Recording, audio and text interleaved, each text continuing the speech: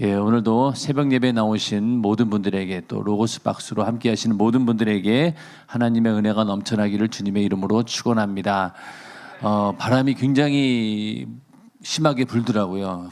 이야, 이게 무슨 일 있는 거 아닌가 할 정도로 날씨가 굉장히 기복이 심합니다. 여러분들 건강에 유의하시고 또 주변에 피해가 없으시길 바라겠습니다. 자, 오늘 함께 은혜 나누실 말씀은 누가복음 23장 44절에서 49절 말씀입니다. 누가복음 23장 44절에서 49절의 말씀, 네, 함께 합독하시겠습니다.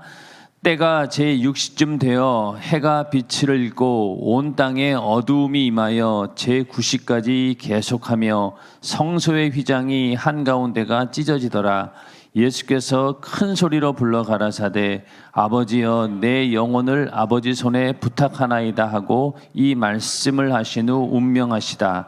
백부장이 그된 일을 보고 하나님께 영광을 돌려 가로되 이 사람은 정령 의인이었도다 하고 이를 구경하러 모인 무리도 그된 일을 보고 다 가슴을 두드리며 돌아가고 예수의 아는 자들과 및 갈릴리로부터 따라온 여자들도 다 멀리 서서 이 일을 보니라. 아멘.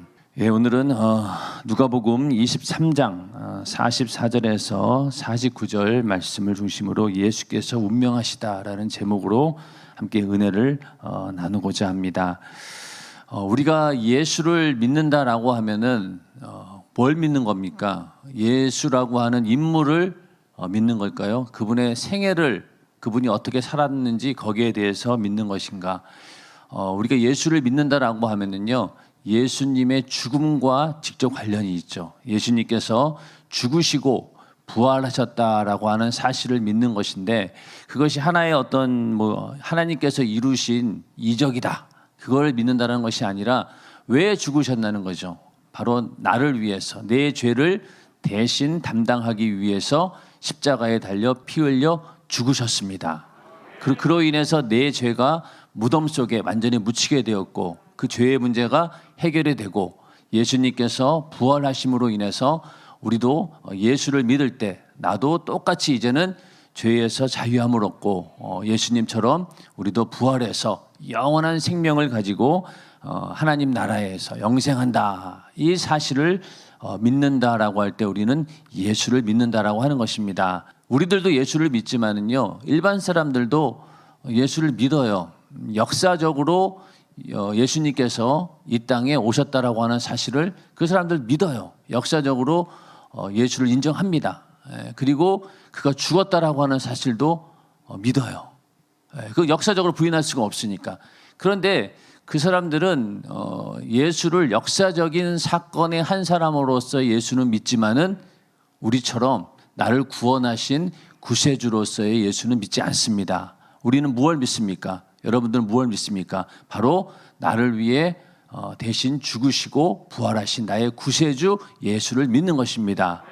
완전히 다른 거죠. 똑같이 예수를 안다 하더라도 그 사람들은 예수를 4대 성인의 하나쯤으로 아는 사람도 있을 것이고, 그냥 자기를 희생해서 뭔가 인류의 어떤 사랑을 실천했다라는 것을 보여주기 위한 그런 정도의 사랑의 어떤 화신과 같은 그런 존재로서 예수를 알고 있지만은 우리는 그런 예수를 믿는 것이 아니죠. 나를 구원하신 내 구주 예수 그리스도, 그분을 믿는 것입니다. 그래서 오늘 읽으신 말씀처럼 우리가 예수를 믿게 된 결정적인 이유는 바로 예수님께서 십자가에 달려 죽으셨기 때문에 가능한 일입니다. 만약에 예수님이 십자가에 달려 죽지 않으시고 십자가에서 내려오셨다라고 하면은 우리의 인간의 구원은 이루어지지 않았을 것입니다. 그래서 오늘 말씀을 우리가 나를 구원하기 위해서 오신 예수 그리스도, 그분의 죽음을 우리는 오늘 또 이렇게 누가복음을 통해서 보게 됩니다. 44절을 보면은요, 이제 예수님께서 이제 십자가에 달려서 이제 죽으시는 그런 장면이에요. 때가 제6시쯤 되어 해가 빛을 잃고 온 땅에 어두움이 임하여 제9시까지 계속하며, 여기서 제6시라고 하면은요, 그 당시 유대인들의 시간인데 오늘날로 치면은 정오를 말합니다. 12시. 그러니까 제60쯤 되어 가지고 해가 빛을 잃고 온 땅에 어두움이 임하여 제90까지 계속하며, 그러니까 12시부터 시작해서 오후 3시에 예수님께서 죽으십니다. 그러니까 3시간 동안 어떤 일이 벌어진 거예요? 해가 빛을 잃고 온 땅에 어두움이 임했다는 겁니다. 그리고 예수님께서 십자가에 못 박힌 시간은 언제냐면은 오전 9시입니다. 그러니까 오전 9시부터 오후 3시까지예요. 그러니까 총 몇 시간입니까? 6시간 동안 십자가에 매달려 고통을 당하시고 그리고 죽으신 겁니다. 그리고 12시부터 3시까지는 어떤 일이 있었냐고 하면은 바로 해가 빛을 잃고 온 땅에 어두움이 임하여, 이런 어떤 천재의 이변과 같은, 생각해 보면은 이 12시부터 3시가 가장 밝은 대낮입니다. 그런데 그때 온 땅에 어두움이 임했다는 거예요. 엄청나게 어두움이 깔리면서 그런 어떤 천재 이변이 일어났다는 거죠. 그래서 예수님의 죽음과 관련해서 발생한 사건들이 있는데, 첫 번째는 온 땅에 어두움이 임하였다. 이 얘기는 빛으로 오신 예수님께서 죽으실 때, 죽기 위해서 십자가에 달려 있을 때 그 세상도 어두워진다, 뭐 그런 의미로 해석하는 사람들도 있어요. 그러니까 빛으로 오신 예수님께서 지금 고난 당하시고 죽으시는데 과연 이 세상인들 과연 밝힐 수 있냐는 거죠. 같이 어두워진다는 겁니다. 그리고 이것은 어떤 이 해가 어두워진다라고 하는 것은 성경에 보면은 항상 하나님의 재난이나 하나님의 심판, 하나님의 날이 임했을 때 그 재난의 징조로 해가 어두워진다, 이렇게 성경은 말하고 있습니다. 특히 이제 예언서 같은 데 보면은요, 요엘서 2장 31절에 보면은 여호와의 크고 두려운 날이 이르기 전에 해가 어두워지고 달이 핏빛같이 변하려니와. 여호와의 크고 두려운 날이 이를 때 어떤 현상이 일어나느냐? 해가 어두워지고 달이 핏빛같이 변하려니와. 이렇게 이런 현상들이 일어나고요. 아모스 8장 9절에도 보면은 주 여호와께서 가라사대 그날에 내가 해로 대낮에 지게 하여 백주의 땅을 캄캄케 하며. 그래서 어떤 하나님의 심판과 또 재앙, 이런 것들이 일어날 때 자연 현상으로 해가 어두워지는 그런 현상들이 나타난다고 합니다.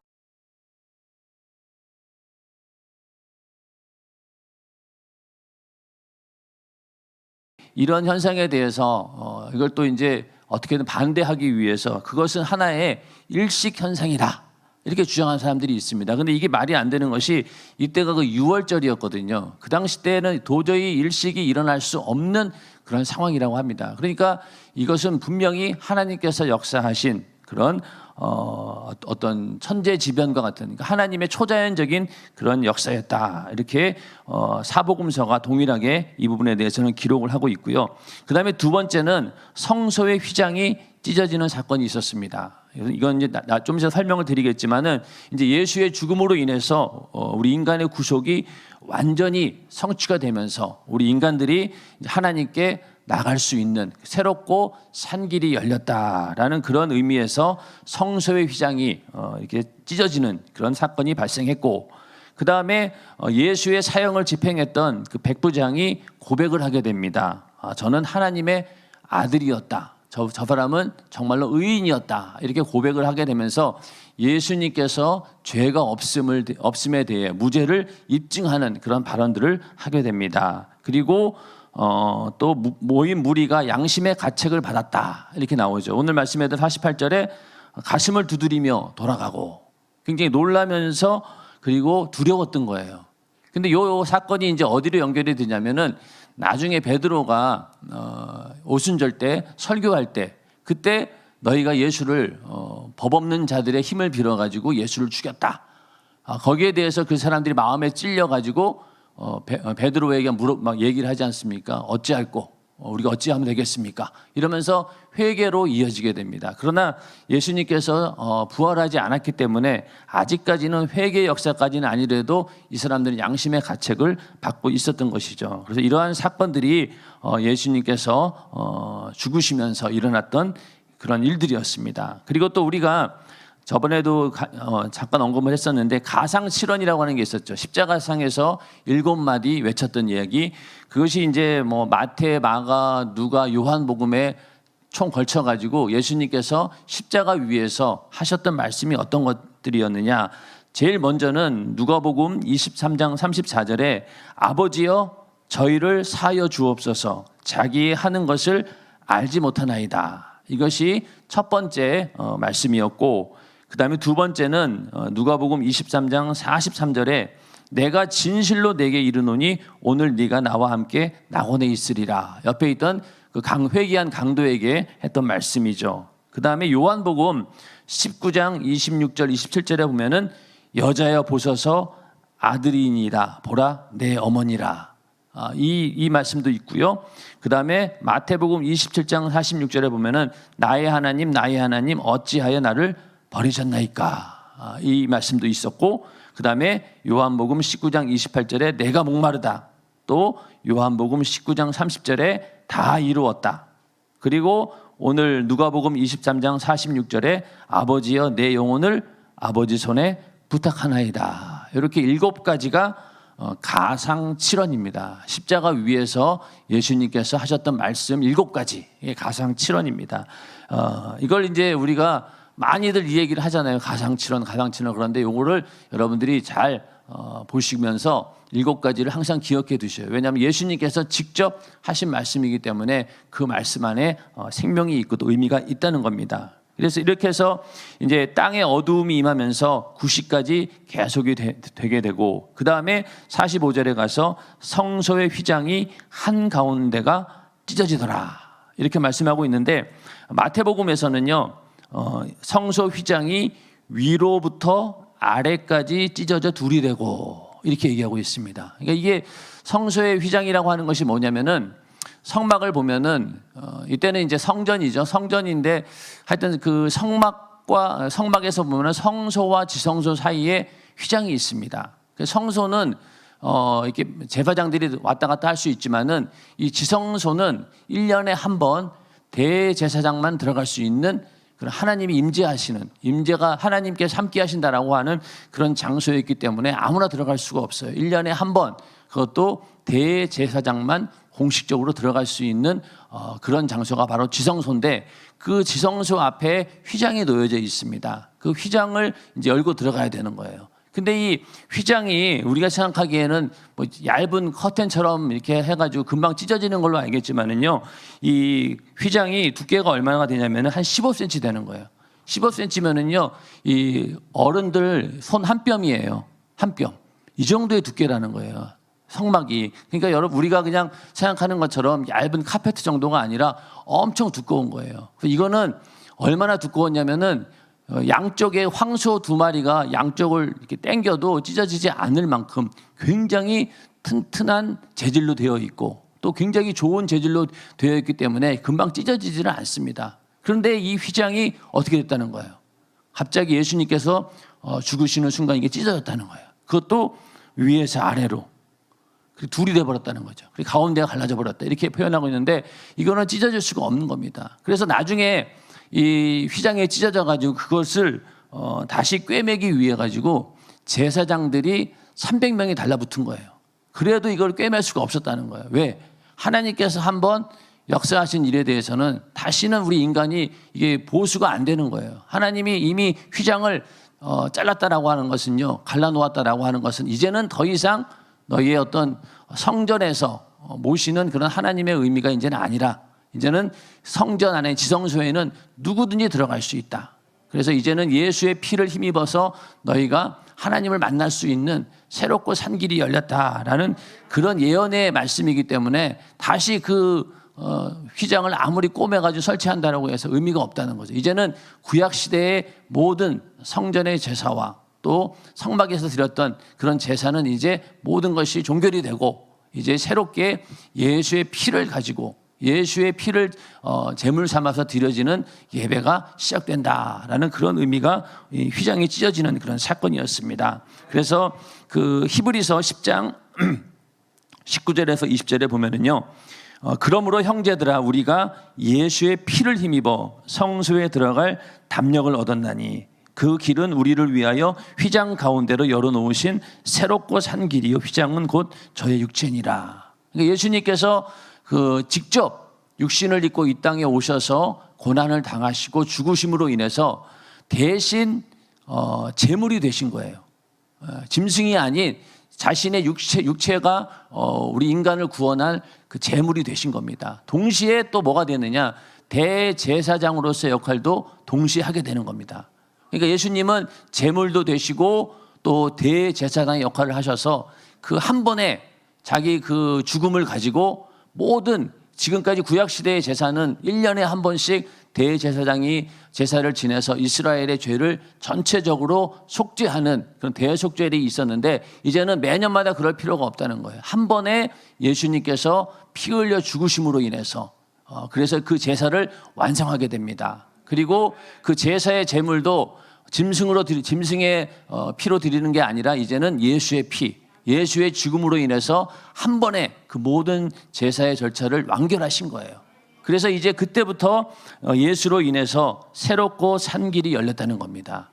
그래서 우리는 이때부터 이제 마음껏 지성소에 들어갈 수 있는 그런 권리를 얻게 됩니다. 그 전까지는 지성소에 아무도 들어갈 수 없었어요. 대제사장만 들어갈 수 있었는데 이제는 우리는 하나님의 어떤 제사장이 되어서 베드로전서 2장 9절에 있는 말씀처럼 우리가 이제는 모두 제사장입니다. 언제든지 들어갈 수 있어요. 그리고 하나님께 직접 나갈 수 있는 길이 활짝 열렸다는 겁니다. 그래서 이런 얘기를 우리는 만인 제사장이라고 그러죠. 모든 사람들이 이제는 마음껏 하나님의 성전 안으로 들어갈 수 있다.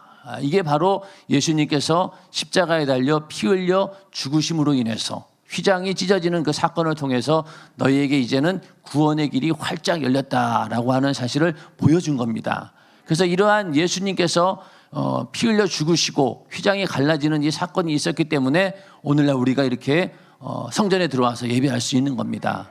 만약에 그렇지 않았으면요, 우리는 성전에 못 들어와요. 예. 그리고 성전 교회 가운데서도 절대로 올라오지 못하는 그런 장소가 있겠죠. 근데 지금은 그런 거 없잖아요. 누구나 성전에 들어올 수 있습니다. 그리고 언제든지 들어올 수 있고. 그래서 우리에게 주어진 이런 자유는 바로 예수님께서 십자가에 달려 피 흘리시고 죽으심으로 인해서 하나님을 아버지라 부르며 하나님께 마음껏 나아갈 수 있는 길이 열렸다는 것입니다. 이게 우리에게 주어진 축복입니다. 인정하시면 아멘 하시기 바랍니다. 우리에게 그 길을 바로 예수님께서 십자가에 달려 죽으시면서 이 일을 이루어 주셨습니다. 그 예표가 바로 성소의 휘장이 한가운데가 찢어졌다는 것이죠. 또 이 부분에 대해서도 어떤 사람들은 이게 지진이 났기 때문에 휘장이 갈라진 거다 이렇게 얘기하는데, 만약에 지진으로 갈라졌으면요 밑에서부터 갈라지든가 다르게 갈라졌을 텐데 위에서부터 그냥 쫙 찢어진 거예요. 한마디로 얘기해서 하나님의 역사라는 것을 부인할 수 없도록 정확하게 하나님께서 그 일을 이루신 겁니다.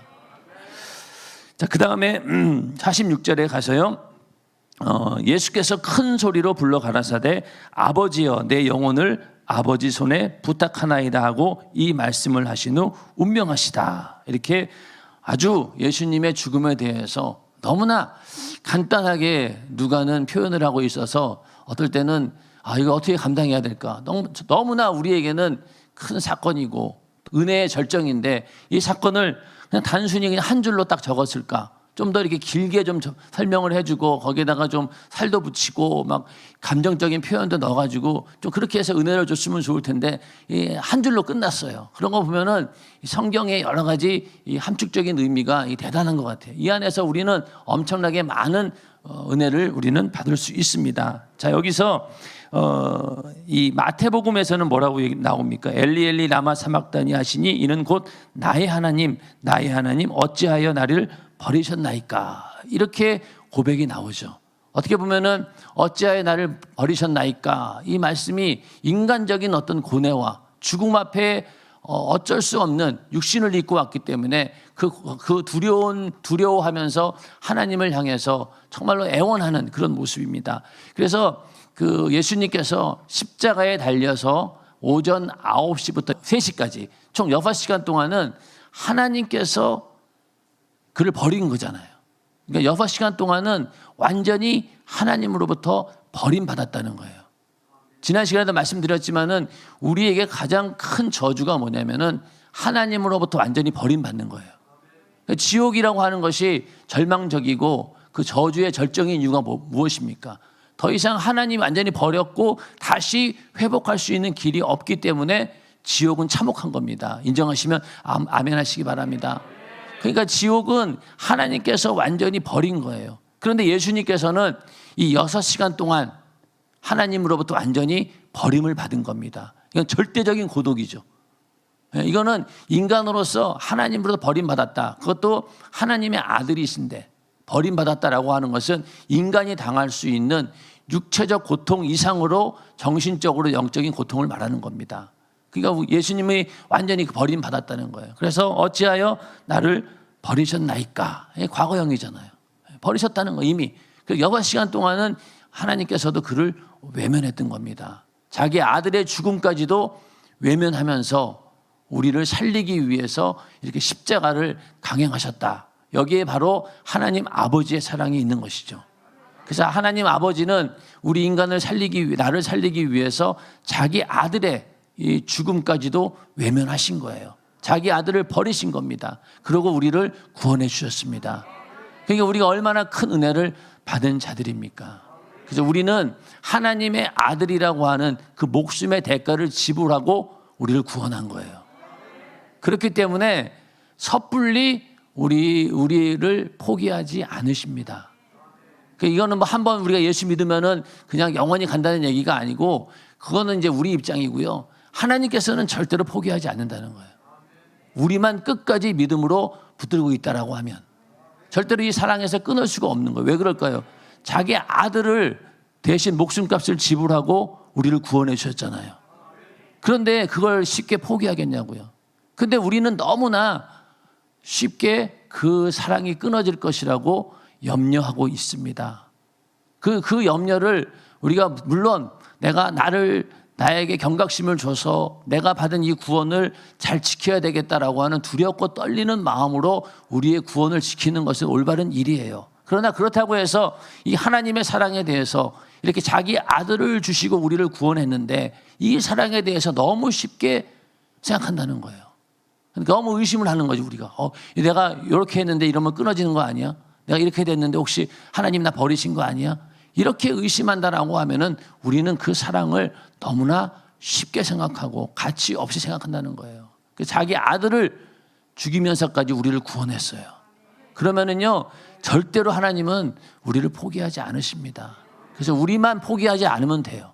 근데 우리는 자꾸만 내가 손을 놓고 그 사랑에서 끊어져 버리니까 문제가 되는데 우리만 끊지 않으면 언제든지 하나님께서는 우리를 회개하고 다시 돌아올 때까지 기다리고 계시는 분이 바로 하나님이십니다.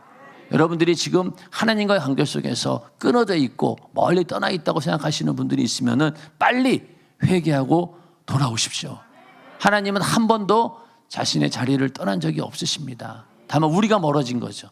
우리가 언제든지 다시 가까이 가면은 다시 만나주시고 돌아온 탕자를 기다렸다는 듯이 안아주듯이 언제나 회개하고 돌이키는 자를 받아주시고 다시 하나님의 자녀를 삼아주시는 분이 바로 하나님이십니다. 그 사랑을 인정하시기를 주님의 이름으로 축원합니다.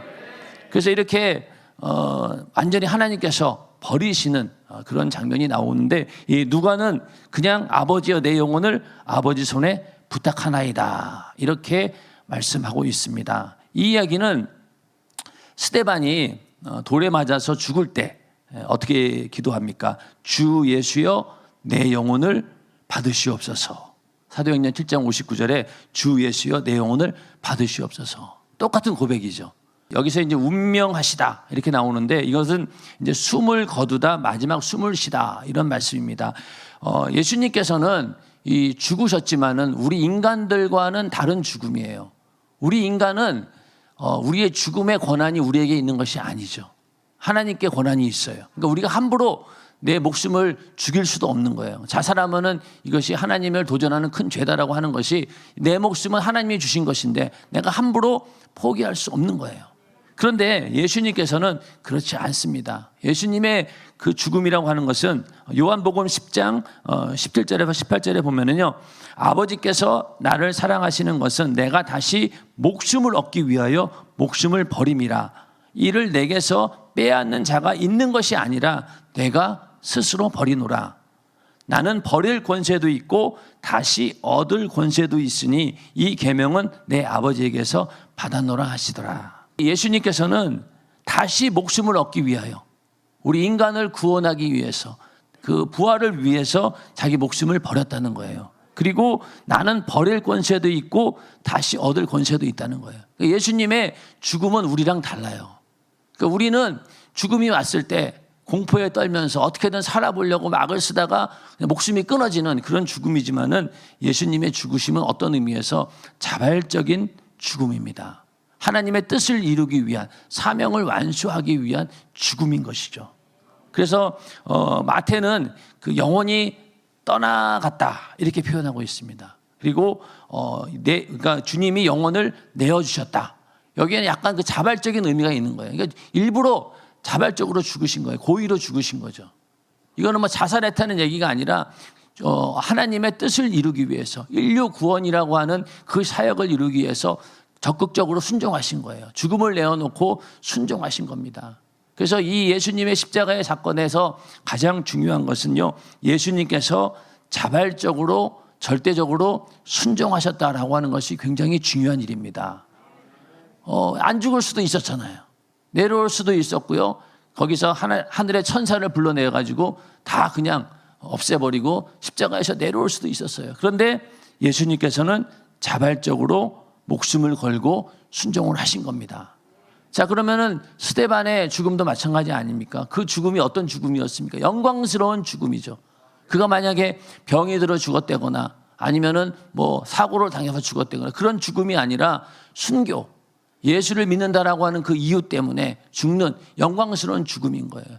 그 죽음은 예수님과 같은 사명을 완수하기 위한 죽음입니다. 그 죽음에는 영광이 있는 거예요. 그러니까 우리도 이 땅에 살면서 여러 가지 죽음의 형태가 있겠지만은 최고 영광스러운 죽음은 내 사명을 다 완수하고 그 다음에 주 예수여 내 영혼을 받아주시옵소서, 이런 고백을 할 수 있다라고 하면은 우리의 죽음은 최고의 가치 있는 죽음이 될 것입니다.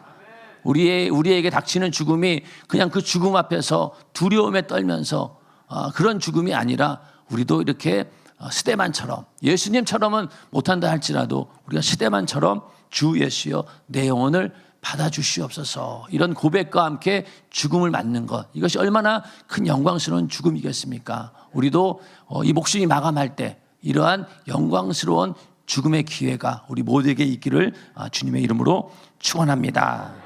그래서 이 예수님의 그 십자가 사건은 한마디로 얘기해서 하나님의 공의와 하나님의 사랑을 동시에 실천한 사건이 바로 십자가의 사건입니다. 자, 하나님의 공의가 무엇입니까? 죄의 싹은 사망이에요. 누구든지 인간은 죄로 인해서 죽게 되어 있고 예수님이라 할지라도 누명이지만은 죄를 뒤집어서도 죽는다는 것을, 그게 바로 하나님의 공의입니다. 그 공의는 하나님 자신도 피할 수 없었던 거예요. 그래서 하나님의 공의를 이루고 또 죄로 인해서 영원한 지옥 갈 수밖에 없는 그런 인간들을 구원하기 위한 그 사랑을 실천하기 위해서 할 수 있었던 방법은 바로 십자가의 죽음, 이 사건밖에 없었던 거예요. 다른 방법이 있습니까? 없어요. 공의와 사랑을 동시에 실천할 수 있는 방법은 십자가의 사건입니다.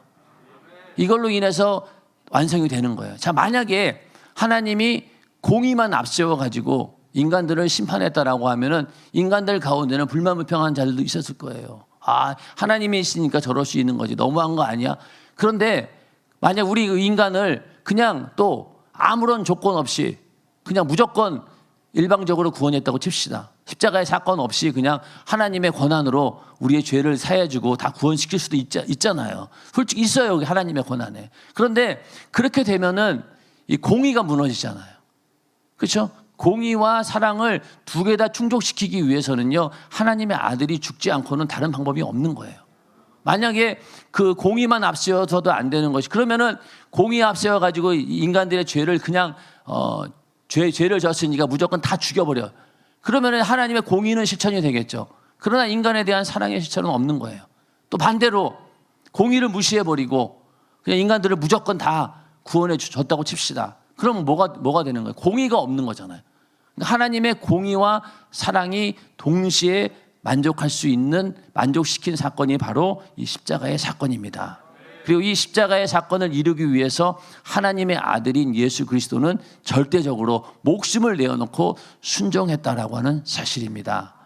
우리가 하나님의 자녀라고 우리는 얘기하죠. 하나님을 아버지라고 부릅니다. 그럼 우리도 어떻게 해야 돼요? 우리도 하나님 말씀에 절대적으로 순종하며 목숨까지도 내어놓고 순종할 수 있는 그런 각오를 해야지만이 우리는 예수의 제자이고 하나님의 아들이 될 수 있는 것입니다. 인정하시면 아멘 하시기 바랍니다. 그래서 이렇게 예수님께서의 절대적인 순종이 아니었으면 절대로 우리 인간의 구원은 이루어지지 않았다라는 것을 우리는 이 사건을 통해서 알 수 있습니다. 47절에 보면은요, 백부장이 그 된 일을 보고 하나님께 영광을 돌려 가로되 이 사람은 정녕 의인이었도다. 여기서 백부장이라고 하는 사람은 로마인입니다. 로마 사람이고 예수님의 십자가에 달리는 순간부터 운명하시는 그때까지의 모든 일들을 공식적으로 지켜보았던 그런 책임자였던 것이죠. 그런데 이 사람은 정녕 의인이었도다. 그 예수의 죽음과 모든 사건들을 보면서 이 사람은 죄가 없는 사람이었구나라는 것을 고백하게 된 거예요. 그리고 마태복음에서는 이는 진실로 하나님의 아들이었도다 이렇게 고백을 하고 있는데 여기에 대해서도 의견이 굉장히 많이 있습니다. 과연 하나님의 아들이었도다라고 하는 고백이 오늘날 우리가 하고 있는 신앙 고백이었느냐? 그건 아니라고 봐요. 왜냐하면은 이 당시 그 헬라 문화권에 있는 사람들은 대단히 그 영웅 같은 사람들이 있잖아요. 황제라든가 또 군사적으로 어떤 큰 업적을 세운 이런 사람들, 그런 사람들을 뭘로 불렀냐면은 신의 아들로 불렀어요. 신의 아들. 그러니까 이 사람은 하나님의 아들이라고 얘기한 게 아니라 그런 정도의 신의 아들이었구나. 뭔가 대단한 존재였구나. 이 정도로 표현한 것이지 우리가 얘기하는 것처럼 나를 구원하신 구원주로서 신앙 고백적인 차원에서 얘기한 건 아니었다는 거예요. 하나님의 아들. 그러나 이 백부장의 고백이 나중에 가서는요, 이방인들에게 복음이 전파되면서 이게 초석이 되는 거예요. 이 이방인 로마인이 예수님의 십자가의 처형 사건을 보고 양심의 가책을 느끼고 그가 의인이었다라고 예수의 무죄를 고백했다라고 하는 것은 그 이후로 이방인들에게 복음이 전파되었을 때 이것이 하나의 초석이 되는 거예요. 이 고백이. 그렇기 때문에 나중에 이방인들에게 복음이 전파되었을 때 예수는 죄가 없는 분이고 누구를 위해서 죽으셨느냐? 너를 위해 죽었다. 그래서 복음이 전파되어서 오늘날 우리에게도 복음이 전해진 건 아니겠습니까? 우리도 이방인이잖아요. 이방인으로서 예수님께서 죄가 없다. 그는 의인이었고 하나님의 아들이었다라고 하는 그런 고백이 나중에 진실로 이루어지게 되는 겁니다. 48절에 보면은 이를 구경하러 모인 무리도 그 된 일을 보고 다 가슴을 두드리며 돌아가고. 자, 이 사람들도 예수님의 십자가의 처형 사건을 보니까 두려워진 거예요. 이게 뭔가 이게 막 갑자기 하늘에 막 해가 어두워지고 막 이런 일이 생기니까 두려워진 거예요. 이게 괜히 이게 정말로 우리가 잘못된 일을 한 게 아닌가. 그러면서 두려움과 놀램과 이런 것들이 안타까움이 막 섞여가지고 굉장히 복잡한 그런 심정을 보여주고 있는 것이죠. 근데 이것이 또 회개는 아니에요. 그렇죠? 여기서 가슴을 두드리고 돌아갔다라고 하는 것이 정말로 내가 예수를 죽인 죄인입니다라고 하는 회개는 아니었다는 거예요. 양심의 가책 정도 두렵고 놀라는 마음이었다는 거예요. 근데 이게 또 나중에 어떻게 됩니까? 아까 말씀드린 것처럼 베드로가 오순절 때 설교할 때 많은 사람들이 뭐라고 합니까? 마음에 찔려가지고 우리가 어찌할꼬. 이게 결국은 회개로 이어지게 됩니다. 그러나 이때까지는 회개의 역사는 아니에요. 그러니까 우리도 예수를 믿기 전에도 회개는 아니더라도 양심의 가책은 있어요. 죄를 지면은 양심의 가책도 느끼고 감정적으로 불안함을 느낍니다. 그러나 그것이 하나님께 나아가는 회개는 아닌 거예요. 우리의 회개는 무엇입니까? 내 죄를 내어놓고 이 죄를 예수님께서 대신 담당하시고 내 죄를 사해 주셨다라고 하는 고백이 있어야지만 회개가 되는 거예요. 인정하십니까? 근데 이런 양심의 가책 갖고는 안 되는 거예요. 그러나 이 양심의 가책을 시작으로 결국은 회개로 이어지게 되는 겁니다. 그래서 오늘 이 말씀을 보면서 가슴을 두드리면서 돌아가는 그게 나중에 회개의 역사로 이어지게 되는 것이고, 그리고 이 백부장이 이 사람은 정녕 의인이었도다 라고 하는 이런 고백이 나중에 가서는 예수님은 하나님의 아들이시다. 나를 구원하기 위해 오신 구세주이시다. 라는 그런 고백과 연결이 된다는 겁니다. 그래서 이러한 사건들을 그렇게 보면 될 것 같고요. 49절에 보면은 이제 예수의 아는 자들과 및 갈릴리로부터 따라온 여자들도 다 멀리 서서 이 일을 보니라. 여기서 또 많은 여자들이 있었죠. 그래서 여기는 이 여자들 가운데는 예수님의 어머니인 마리아가 있었고 또 작은 야고보와 요셉의 어머니 마리아가 있습니다. 그리고 사도 요한의 어머니였던 마리아, 그리고 또 막달라 마리아까지. 마리아만 해도 굉장히 많아요. 예. 이 성경에 마리아만 해도 엄청 많은데 하여튼 그 여자들이 계속해서 예수를 따라온 자들이 멀리 서서 이 일을 보았다는 거예요. 그래서 예수의 죽음에 대한 생생한 증인이자 목격자입니다. 이게 여인들이 많았다는 것이죠. 그래서 오늘 예수님의 이 십자가에서 돌아가시는 사건을 보면서 우리는 예수님의 그 십자가의 사건이 있었기 때문에 오늘 우리가 하나님을 아버지라고 부르며 언제든지 하나님께 나갈 수 있는 길이 활짝 열렸다라고 하는 사실을 다시 한번 말씀을 통해서 확증하면서 예수님께서 만약에 이 십자가 위에서 돌아가시지 않았다면 어떻게 되었을까? 우리의 구원은 없다. 그래서 예수님의 죽음이라고 하는 것이 얼마나 큰 것인가. 그래서 우리가 예수의 피를 찬양하는 것도 그 피 자체를 중요시 여기는 것이 아니라 예수의 죽음의 의미를 둔다는 얘기예요. 근데 막 어떤 분들은 그냥 막 뭐 어디 아프면은 막 예수 피 발라 막 이러는데 그 예수의 피를 바르는 거 아까찐기가 아니잖아요. 근데 이거를 막 아까찐기처럼 막 바른다고 되는 게 아니라 우리는 예수의 피를 보고 뭘 보라는 거예요? 죽음을 보라는 거잖아요.